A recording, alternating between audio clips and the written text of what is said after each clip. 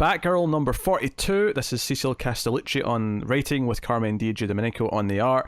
This is the final issue in the Oracle Rising arc. Wraps that up and mainly focuses around the idea of Babs having to do things that she wouldn't normally do. Think in ways that she wouldn't normally think, so that the Oracle can't outsmart her, can't predict what she's doing. It leads to her leaving like decoys of herself around the city and that was fun. Various other things. Yeah, no, this issue is mostly solid. I don't know how I feel about the kiss. At the end of the issue, she kisses Bard. I don't like it. No. It's been a bad 2 weeks for characters kissing. Didn't like it. This one not as much as the other one. This one didn't make me throw my hat or anything. Well, I think with this one, at least, I don't necessarily love it, but I can't deny that they've at least been seeding the idea that there's an attraction. It felt inevitable. Yeah. Right. And it's very Romeo and Juliet, where they're star-crossed. They probably shouldn't, but, emotions and whatnot are weird things. So that's fine. I trust in help me out with the last name here. Castellucci. Yeah. Castellucci, thank you. I kept wanting to say Gia Domenico. I was like, no, that's the artist. But with Castellucci, I trust them enough that this will pay off eventually.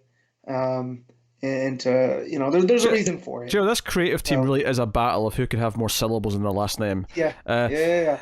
So, and it's Gia Domenico for the record, but still, it's close. But, no, I mean, the issue is, Babs running around, and because the issue starts with her on the run because she sort of fled at the end of the last issue, and it's her sort of trying to outwit Oracle, and the terrible trio end up wanting to help her. Vulture's definitely arrested by the end, the others probably too, although it's not, I don't think, made completely clear. Yeah, I do feel like the terrible trio are going to be, Babs, thorn in Babs' side for this. If anything, I see them almost becoming her rogues in terms of that. That's what I mean. Like they're going to be around in various forms. So I'm okay with that. Yeah, me too. I like it. I mean, the way that we got a new shark when Castellucci started, shows that we can always just throw new characters in there. Yeah, just throw a new mask on them. I liked the big climatic moment is when she's fighting Oracle and she's holding Bard, who's fallen over the edge of the building, and Bard's like, no, you have to drop me so you can beat her. Like, this is the only option you have. And she drops him into like a dumpster to hopefully not kill him. But she does have to make that choice. So, I mean, I like that as a dramatic beat. And then she ultimately obviously wins and saves the day. But no, I mean, I think I don't know if I like this arc as much as the last arc, where we introduced the election stuff and we introduced the terrible trio. I think I had more fun with that. Maybe spent an issue too long in Burnside being, sort of in chaos without enough distinct things to do. But other than that, I enjoyed it. I feel this was a long send off to the Burnside stuff, because we get a destruction of that costume. Babs finds that old purple costume from the Burnside section of her history and uses it as part of the decoy. And we clearly see it get all destroyed. And kind of what she decides of what being Batgirl means and stuff. Yeah. I feel like we're putting an end to the Burnside stuff, and that's cool. Like, we can move on and whatnot. It's kind of like when Dick Grayson left Bloodhaven. Yeah, I don't think we're done with actually being there, but yeah, I see what you mean with the sort of spiritual. Yeah. Like it's tied to her identity, and this is what, she went here to become something different. Now she's who she is and whatnot. I think saying we're kind of done with the younger Babs. Yeah. So, I think the fact that she's clearly going to be dating like Bard, who's like at least in his late 20s. He's not a young. He's a cop. Like he's enough to be a detective, right? Yeah. Like, he's old enough. So even if he came up through the ranks real quick, that's still, he looks like early mid-30s to me, to be honest. Yeah. And to me, Babs is out of college, even if she couldn't finish quick, so she's in her mid-20s. Yeah, I'd say she's in her mid-20s now. I guess it only looks a little weird because he doesn't look like he's, the way he's been drawn recently, it doesn't look like he's that much younger than Gordon, right? Yeah. So it kind of feels a bit weird in that way, but being a cop ages you. Because the book ends with her, leaving a call for her dad, saying that she's kind of forgiven him for their fight, and she'll always be his daughter. So I mean, it kind of ends with that kind of in place. So we'll see what they do next with the next arc. I think what's interesting going forward is that this arc was very much kind of wrapping up stuff that the previous writer had set up. For whatever reason, we switched writers at a kind of a weird point. So, and it was handled pretty well, I think, by Castellucci. But I'm curious to see what Castellucci does, kind of starting a bit more fresh with their own stuff. In the next arc. That's what we'll see. We know we get a new villain coming up, right? Because that stuff didn't they get redrawn? Like they brought in a different artist and changed stuff around. Yeah, they redid that issue or whatever. Yeah. Yeah. So we'll see where that goes. But yeah, like Batgirl's been consistent from the very beginning, and this just keeps that up. Like, it's always a pleasure to read. Like, it's never a book where I'm like, oh yeah, Batgirl's out. It's always like, oh. I found it slipping recently over the last few issues. Like this issue as well, I felt like really compounded on how wordy it feels to me. Like it feels like there's a lot. It's really overly dense, and especially when you've got a really strong artist, I'm kind of feeling it more. So that was kind of ruined my enthusiasm a little bit. I feel like a lot of that came from the Oracle speak, though. I wonder if it'll feel that way with the Oracle being there. Yeah. You could be right. On that note, there was a weird thing in the lettering that I really hated. And it's to do with the Oracle lettering choice. And so there's a bit where, she sees like Frankie and a couple of others. And it's, and she's, it's like Oracle doing some projection thing, right? Yeah, she's talking through them with the Borg or something like that. Yeah.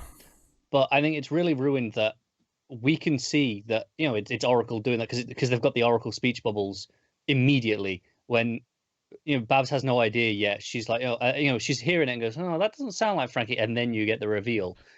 I feel like it's completely undermined by just putting it as Oracle speech the whole time. I don't know if I agree with this, just because I don't think it was supposed to be a reveal. I feel like we were supposed to know it was her, it was Oracle speaking through them the whole time. Yeah. Maybe, yeah. I don't know. It just felt weird to me to introduce it. It was to let us know, but the way I read it is that to Babs, it was coming through their actual voice, right? Yeah, I think it was just weird for me that it was a whole page of Babs listening to them, and then a big full page of her going, "Oh my God, it's Oracle," speaking through them. It felt really just flat to me that since the very start of those 2 pages, it's like, yeah, of course it's Oracle. We can, the lettering just tells us. I didn't enjoy that. I feel like it was more the full page spread was about just the visual of what it looks like her being jacked into their brains, because it was this kind of like weird representation, right?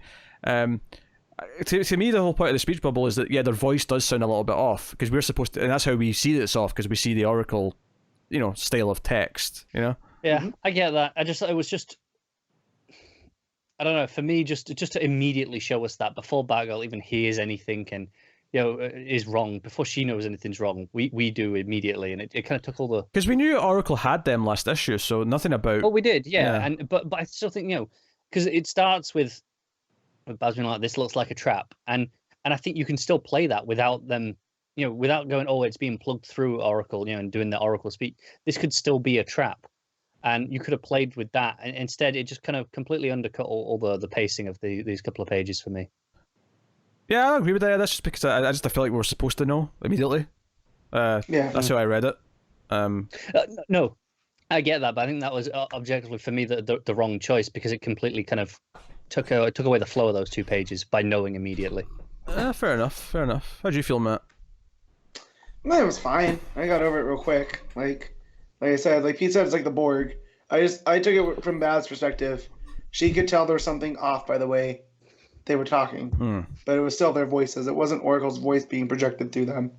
Yeah. So, but how do you show that in the art? Maybe do the lettering, but don't do the green outline or something like that. Like maybe there's something just or as it goes on, you shift more into the Oracle writing. You kind of fade into it a bit more as she's realizing. I don't know. Yeah. Okay.